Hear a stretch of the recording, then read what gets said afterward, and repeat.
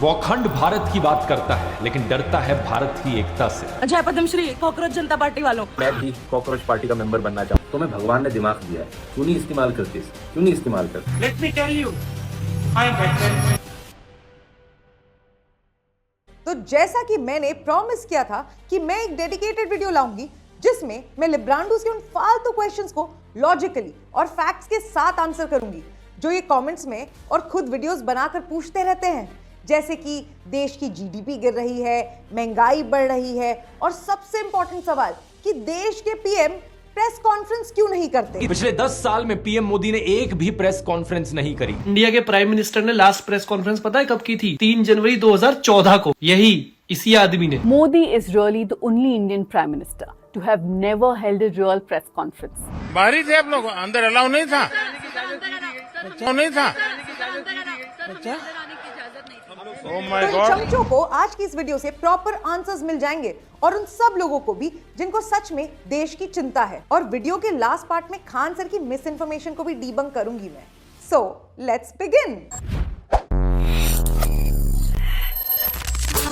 Hi guys, I am Swania and you are watching Swan Unleashed. देश में कुछ genuine issues हैं जिस पे सवाल पूछे भी जाने चाहिए। इनफैक्ट मैंने उन इश्यूज पे खुद भी वीडियोस बनाई हैं, लेकिन पहले चमचों के वो सवाल देख लेते हैं जो कुपोषित बॉडी बिल्डर ध्रुव राठी, रद्दी झोला वाली Shamita Yadav, Randheesh Kumar and even Khan sir जैसे लोग सेंसलेसली पूछते रहते हैं। मेरी हर वीडियो पे चमचों और लिब्रांडोस का एक फेवरेट कमबैक क्वेश्चन होता है, मोदी जी प्रेस कॉन्फ्रेंस क्यों नहीं करते। सुनने में ये क्वेश्चन बहुत वैलिड लगता है, लेकिन रियलिटी कुछ और है। डिटेल में समझते हैं इसको।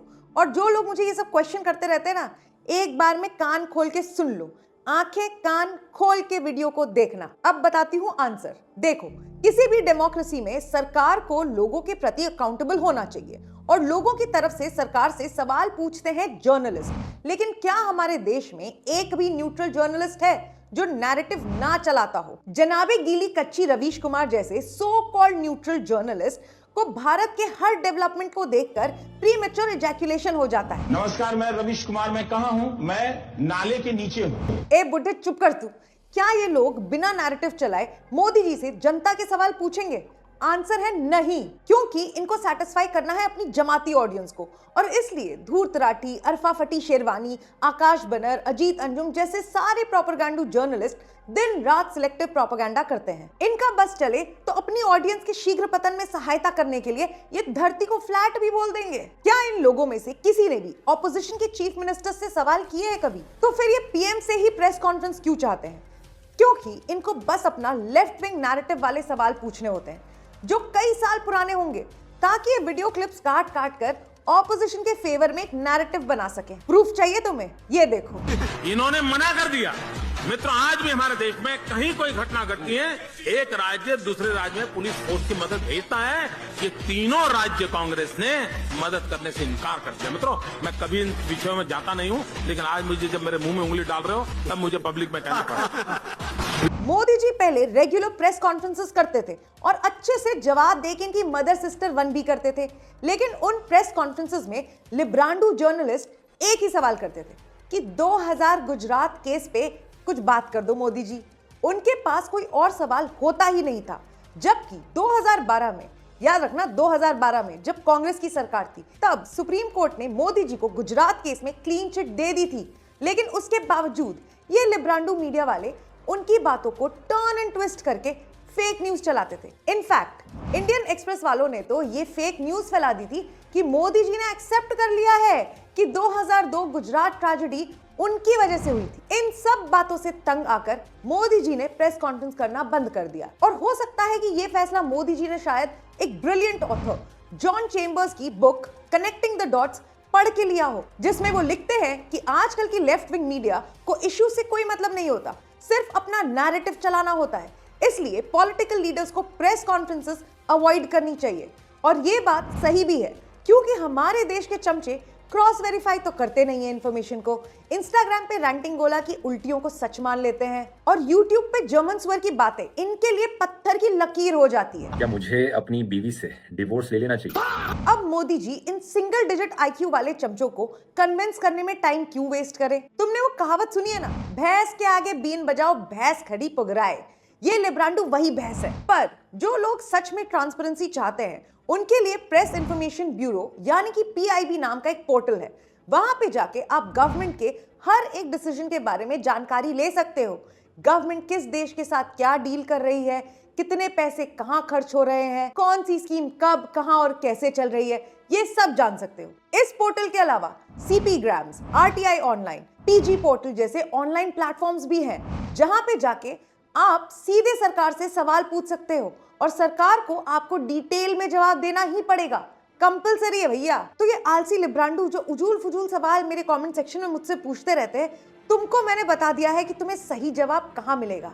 पर हाँ, क्वेश्चन थोड़ा ढंग का करना, क्या पता पोर्टल भी तुमसे तंग आ जाए। राहुल गांधी आपके दिमाग में है, मैंने मार दिया उसको। पहले के जमाने में ना ये सब पोर्टल्स नहीं थे, तब प्रेस कॉन्फ्रेंस करना नेसेसरी था लोगों तक सही जानकारी पहुंचाने के लिए। अब चमचे बोलेंगे कि 2014 से पहले तो बहुत प्रेस कॉन्फ्रेंसेस होती थी, मीडिया को आजादी थी। पहली बात तो ये कि तब स्क्रिप्टेड प्रेस कॉन्फ्रेंसेस होती थी, पहले ही क्वेश्चंस दे दिए जाते थे और मीडिया को कितनी आजादी थी और वो कितनी चाटुकारिता करती थी, आप इस वीडियो क्लिप से समझ सकते हो। ऐसे में अगर प्यारी सी तस्वीर दिख जाए तो अच्छा लगता है। कुछ हिचक के साथ और कुछ शरारत के साथ ऐसी एक लजाती हुई तस्वीर हम आपको दिखा रहे हैं। असम के दौरे पर गए राहुल गांधी को जोरहाट की महिलाओं ने घेर लिया। एक महिला ने बाकायदा उनका गाल चूम लिया और युवा राहुल वाकई अपनी लजाई हुई हंसी के साथ कुछ और युवा लगने लगे। बुलेट पर सवार राहुल गांधी और तेजस्वी यादव दोनों की हंसी और चर्चा के हसीनाओं के दिल आ गए। इंस्टाग्राम पर राहुल और तेजस्वी के बुलेट चलाने का वीडियो वायरल है। राजनीति में बुलेट की पहचान अलग रही है। भविष्य के बाहुबली और स्कॉर्पियो बोलेरो के मालिक विधायक अपनी जवानी में बुलेट से ही दहशत पैदा करते रहे। उस लिहाज से देखेंगे तो राहुल गांधी ने तेजस्वी के साथ बुलेट की सवारी कर बुलेट की ही छवि बदल दी। 2004 से 2014 तक कांग्रेस ने 114 कॉन्फ्रेंसेस की थी, तो क्या देश की ग्रोथ हो गई थी? ऊपर से पाकिस्तान जब चाहे इंडिया में कुछ भी कर देता था। एक तो मुझे इनका दिमाग कैसे चलता है समझ नहीं आता। ये मेन स्ट्रीम मीडिया को गोदी मीडिया बुलाते हैं, तो अगर मेन स्ट्रीम मीडिया सच में गोदी मीडिया है तो मोदी जी तो खुशी खुशी प्रेस कॉन्फ्रेंस कर लेंगे। नहीं तो अगर PM प्रेस कॉन्फ्रेंस नहीं कर रहे तो इसका मतलब मेन स्ट्रीम मीडिया गोदी मीडिया है ही नहीं। खैर, चमचों को तो लगता है कि चिट भी उनकी, पट भी उनकी और सिक्का तो है ही उनके पौपौ का। राहुल गांधी मेरे पापा हैं, अगर मेरे पापा के ऊपर कोई आंच भी आई ना तो मैं नहीं बच पाऊंगा। इन तिलचट्टों ने ये नहीं सोचा कि दुनिया की सबसे पुरानी और मॉडर्न डेमोक्रेसी अमेरिका का प्रेसिडेंट तो रेगुलर प्रेस कॉन्फ्रेंस करता है, लेकिन अमेरिकन डेमोक्रेसी को उसने सबसे ज्यादा हार्म किया है। ट्रंप जब प्रेस कॉन्फ्रेंसेस करता है, जो कोई मीडिया वाला उससे काउंटर क्वेश्चन करता है तो वो उसे फेक न्यूज बोलकर डिसमिस कर देता है। कुछ याद आया? अपना 55 साल का युवा नेता भी तो ऐसा ही करता है। जो काउंटर क्वेश्चन करता है उसको बीजेपी वाला बता देता है। तो आप बीजेपी के सवाल यहाँ क्यों रखते हो? नहीं, ये सवाल हमारा नहीं, आप बीजेपी के हो क्या? खैर, ट्रंप पे आते वापस। ट्रंप को जो जर्नलिस्ट पसंद नहीं आते उनके लिए कुछ ऐसी वीडियोस पोस्ट कर देता है। Welcome back to our final broadcast, ladies and gentlemen.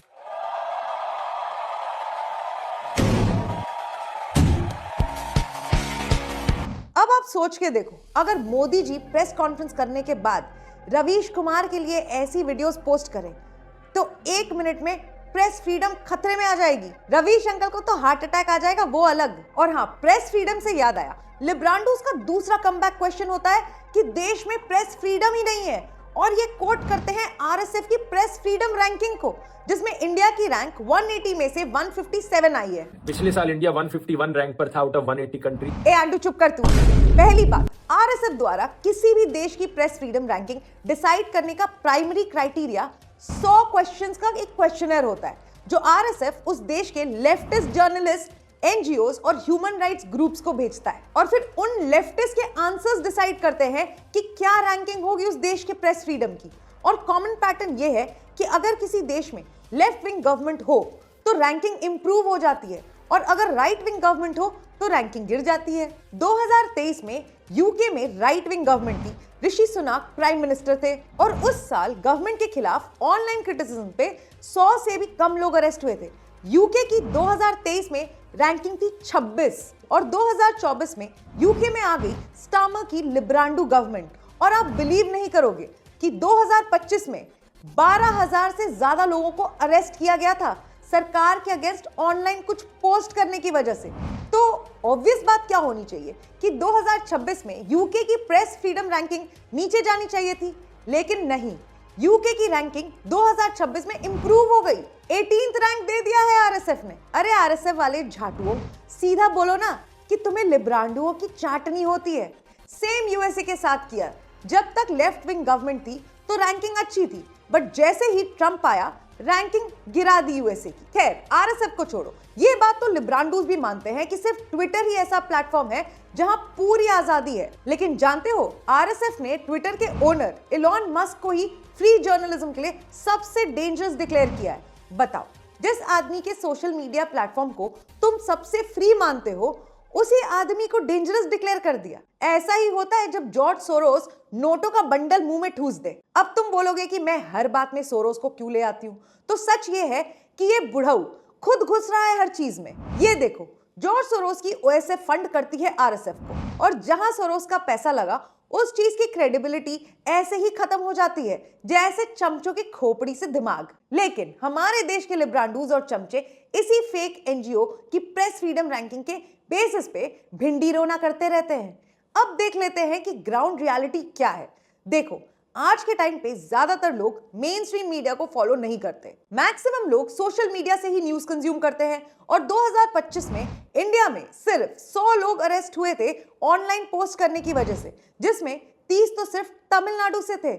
यहाँ पे तो इंडी अलायंस की गवर्नमेंट है। ऊपर से जर्मनी से आया हुआ कॉकरोच मोदी जी के लिए ये बोलता है, वो चुनाव जीतना चाहता है लेकिन डरता है निष्पक्ष चुनाव से। वो देना चाहता है टीवी साक्षात्कार और डरता है सच्चे पत्रकार से।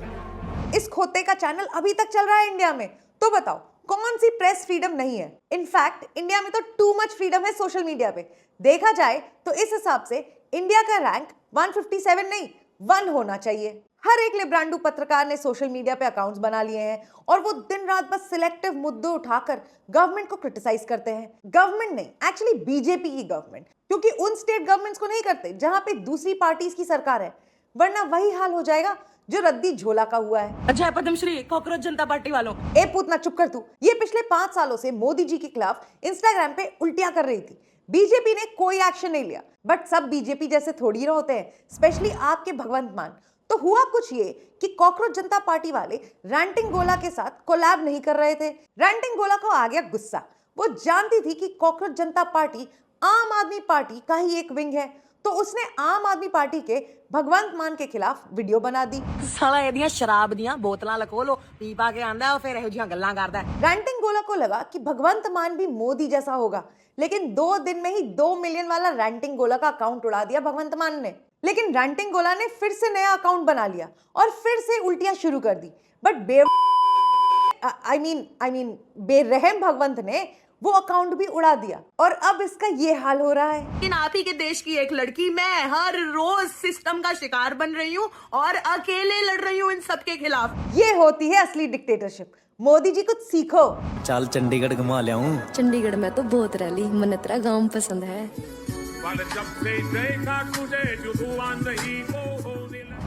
प्यार में है छोरा, कहाँ उस रद्दी झोला की वीडियोस देख के अपना मूड खराब करेंगे। अच्छा, हैप्पीनेस इंडेक्स से याद आया, इसका भी आरआर सुना होगा तुमने इन लिब्रांडो से कि पाकिस्तान की रैंकिंग इंडिया से बेटर है। तो सच ये है कि हैप्पीनेस इंडेक्स को रिलीज करता है गैलप वर्ल्ड पूल, और क्राइटेरिया है healthy lifestyle expectancy, per capita income, HDI, जिसमें इंडिया पाकिस्तान से कई गुना बेटर है। तो ये समस्या है कि प्रोपेगेंडा कैसे फैलेगा। इसलिए गैलप वर्ल्ड पूल ने एक और क्राइटेरिया ऐड कर दिया कि सोशल सपोर्ट कितनी है। बेसिकली लोग एक दूसरे की कितनी हेल्प कर रहे हैं। अब इस चीज को क्वांटिफाई तो कर नहीं सकते कि मैंने अपने पड़ोसी को कितनी बार चीनी दे दी, उसने मुझे कितनी बार आटा दे दिया। तो बस इस चीज में वो इंडिया और पाकिस्तान के स्कोर में इतना गैप कर देते हैं कि पाकिस्तान को ओवरऑल बेटर रैंकिंग ही देना पड़ता है। ये आपको जोक लग रहा होगा, पर ये जोक है नहीं। जोक तो ये सब फेक एनजीओज और हमारे देश के चमचे हैं, इंक्लूडिंग सम टीचर्स, जो इन इंडाइसेस को सच मानते हैं। भगवान का शुक्र है कि IMF और वर्ल्ड बैंक जैसे कुछ क्रेडिबल ऑर्गन्स हैं, वरना ये लेफ्टिस्ट एनजीओ वाले पाकिस्तान और बांग्लादेश की जीडीपी को भी इंडिया से ज्यादा बता देते। और इन्हीं IMF, world bank, world economic forum जैसे क्रेडिबल ऑर्गेनाइजेशन के डेटा को यूज करके मैं आंसर करूंगी चमचों के तीसरे सबसे बड़े क्वेश्चन का, कि 2014 के बाद देश की इकोनॉमी में कितना बूस्ट आया है। वैसे तो वो मेन क्रेडिबल डेटा सोर्सेस के साथ मैं एक वीडियो बना चुकी हूँ, थंबनेल आपको दिख रहा होगा, इस वीडियो को बाद में देख लेना। लेकिन फिर भी शॉर्ट में आपको कुछ कंपैरिजंस बता देती हूँ। लिब्रांडोस हमेशा कहते रहते हैं कि चाइना के साथ कंपेयर करो इंडिया को, तो देखो चाइना और इंडिया की जीडीपी ग्रोथ 2004 से 2014 तक यूपीए की सरकार थी, तो एक भी बार इंडिया की जीडीपी ग्रोथ रेट चाइना से ज्यादा नहीं थी। हमेशा चाइना विनर रहा है और 2014 के बाद इंडिया ने चाइना को 8 बार बीट किया है। सिर्फ कोविड ईयर्स को छोड़ के इंडिया आगे ही रहा है और 2021 से तो लगातार चाइना जीडीपी ग्रोथ रेट में इंडिया से पीछे है। बताओ चमचो, ये मैजिक 2014 से पहले क्यों नहीं हुआ?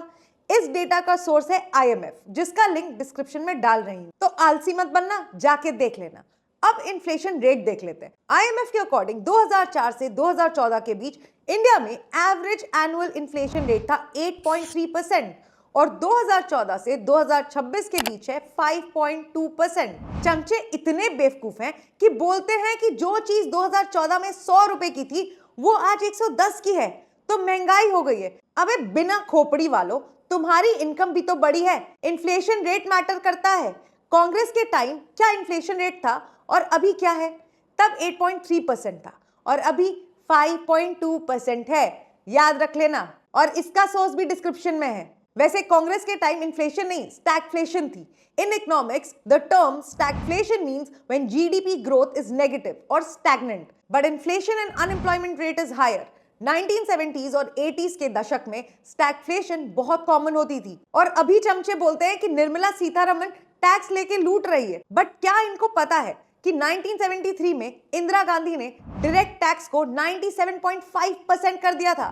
मतलब अगर आप 100 रुपए कमाओ तो 97.5 रुपीस सरकार ले लेगी और आपको मिलेगा सिर्फ 2.5%। ऑल्दो ये पॉलिसी फेल हो गई थी, बट कोशिश तो यही थी। ऐसे ही थोड़ी ना चाइना हमसे इतना आगे निकल गया था। अब अनएम्प्लॉयमेंट रेट की भी बात कर लेते हैं। देखो, अनएम्प्लॉयमेंट रेट में ज्यादा फर्क नहीं है, but still BJP he better है। 2004 से 2014 के बीच अनएम्प्लॉयमेंट रेट था 5.48% और 2014 से 2025 के बीच 5.32% है। बहुत ही थोड़ा मार्जिन है, but current government he better है। और अगर हम रुपए की वैल्यू कम होने की बात करते हैं तो मैं इसको ऑलरेडी एक्सप्लेन कर चुकी हूँ पिछली कई सारी वीडियोस में, लेकिन फिर भी बता देती हूँ कि लिबिया, ट्यूनीशिया, बोत्सवाना जैसी अफ्रीकन कंट्रीज की करेंसी वैल्यू चाइना और जापान से ज्यादा है। ओके, अभी जो पेट्रोल, डीजल और गैस प्राइसेस बढ़े हुए हैं उन पे भी बहुत हल्ला हो रहा है। जर्मन सुअर ने भी एक फेक वीडियो बना दी है। पेट्रोल प्राइस को लेकर जो स्कैम सरकार जनता के साथ कर रही है ना, आप भी हैरान हो जाओगे उसे देख।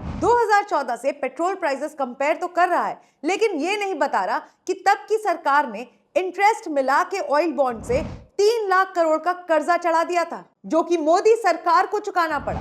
इस क्राइसिस के टाइम पे बाकी कंट्रीज के कंपैरिजन में इंडिया ने सबसे कम रेट्स बढ़ाए हैं। इंडिया में सिर्फ 3% प्राइस बढ़ा है और दूसरी तरफ चाइना में 11% और यूएस में 50%। Russia, Ukraine, Israel, Iran crisis के बाद भी इंडिया मैनेज कर पा रहा है क्योंकि इंडिया ने अपने ऑयल रिजर्व्स बढ़ा लिए थे, जो कि अभी है 5.37 मिलियन मेट्रिक टन्स। और अब एक बार गेस करो कि 2014 में कितने होगी? 100 तो होगी नहीं, 0 थी, 0। बिल्कुल इन लिब्रांडो के IQ जैसा। सोच के देखो, अगर अभी मोदी गवर्नमेंट नहीं होती तो पेट्रोल महंगा तो छोड़ो, मिलना ही बंद हो जाता। और अभी जो LPG पे इतना हंगामा कर रहे थे, अपने टाइम पे ये लोग क्या बोलते थे, देखो जरा। आप क्या कहना चाह रहे हैं कि आप इतने गरीब हैं कि आप 900 रुपये नहीं दे सकते सिलेंडर के लिए? हाँ, गरीबों के लिए है वो। आप क्या कहना चाह रहे हैं कि LPG आम गरीब इस्तेमाल करता है? हाँ। तो ये कुछ ऐसे फैक्ट्स हैं जो चमचों को उतना ही पता है जितना आर्म्ड फोर्सेस को सेंटर ऑफ ग्रेविटी। अब ये लोग वोट चोरी की भी बातें करते हैं। यार, उसका लॉजिकल आंसर यही है कि अगर EVM हैक हो जाता है तो वोट चोरी की क्या जरूरत है, और अगर वोट चोरी हो जाती है तो फिर SIR करवाने की क्या जरूरत है। पर इस कॉमन सेंस के लिए सिर्फ झांट भर दिमाग चाहिए। अभी और भी बेतुके सवाल बचे हैं इनके, लाइक मोदी ने अंबानी अडानी को देश बेच दिया, बीजेपी प्रोग्रेसिव नहीं है, मोदी ने सरेंडर कर दिया। ओ मेरे भोले भाले लिब्रांडो, इन सब क्वेश्चंस का भी जवाब चाहिए? है हिम्मत अपने पॉपो के लुंगी से बाहर आके सुनने की? तो कमेंट करके जरूर बताना और इस वीडियो को अपने 4 साथी लिब्रांडो के साथ शेयर भी करना, ठीक है, ताकि उनमें भी थोड़ी बुद्धि आए। अब आप खान सर की ये वीडियो देखो। भारत ने प्रस्ताव दिया कि क्यों ना हम लोग एक और पाइपलाइन यहाँ ईरान से पाकिस्तान होते हुए अब भारत क्यों ना चलाए। तो ये छोटा पाइपलाइन है। India ready, Pakistan ready, Iran ready. America ने मना कर दिया, कैंसिल करो कैंसिल। हमने कैंसिल कर दिया अमेरिका के दबाव में आके। इसमें ये बोल रहे हैं कि तजाकिस्तान से पाकिस्तान और अफगानिस्तान के थ्रू इंडिया में गैस पाइपलाइन आ रही थी। पाकिस्तान मान गया था, बट अमेरिका ने प्रेशर डाला और इंडिया ने प्रोजेक्ट बंद कर दिया। थंबनेल में फोटो लगाया है मोदी और ट्रंप का, यानी समझा रहे हैं कि मोदी ने ट्रंप के आगे सरेंडर कर दिया है। पहली बात, पाकिस्तान कभी भी शांति से इस प्रोजेक्ट को अलाउ नहीं करता और ना ही इंडिया को ट्रस्ट करना चाहिए था। और दूसरी बात, ये प्रोजेक्ट 2009 में बंद हुआ था, तो फिर ये खान सर ने मोदी का फोटो क्यों लगाया है? तब ना इंडिया में मोदी था और ना ही अमेरिका में ट्रंप था। क्या खान सर को इतना भी नहीं पता, या फिर जानबूझकर प्रोपेगेंडा कर रहे हैं? See, I used to respect him a lot, but जब से इन्होंने वली रहमान के साथ पॉडकास्ट किया है, तब से इनको भी मकसद याद आ गया है। आप बताइए, पहले खुदा या पहले देश? तो मोहम्मद की जो एक बहुत ही शानदार सीरत पे किताब, उनकी जिंदगी पे दसीम लेक्चर रहीक अल मख्तूम, मैं ये किताब गिफ्ट देना चाहता हूँ। आपने उनकी जिंदगी पढ़ी है? अपनी वीडियोस में केवल लिब्रांडो प्रोपेगेंडा ही करने लग गए हैं। अब अगर आप चाहते हो कि खान सर जैसे बाकी टीचर्स पे भी एक डेडिकेटेड वीडियो बनाई जाए कि कैसे वो मिस इन्फॉर्मेशन फैलाते हैं, तो कमेंट सेक्शन में बता देना। इस वीडियो के लिए इतना ही। जय हिंद।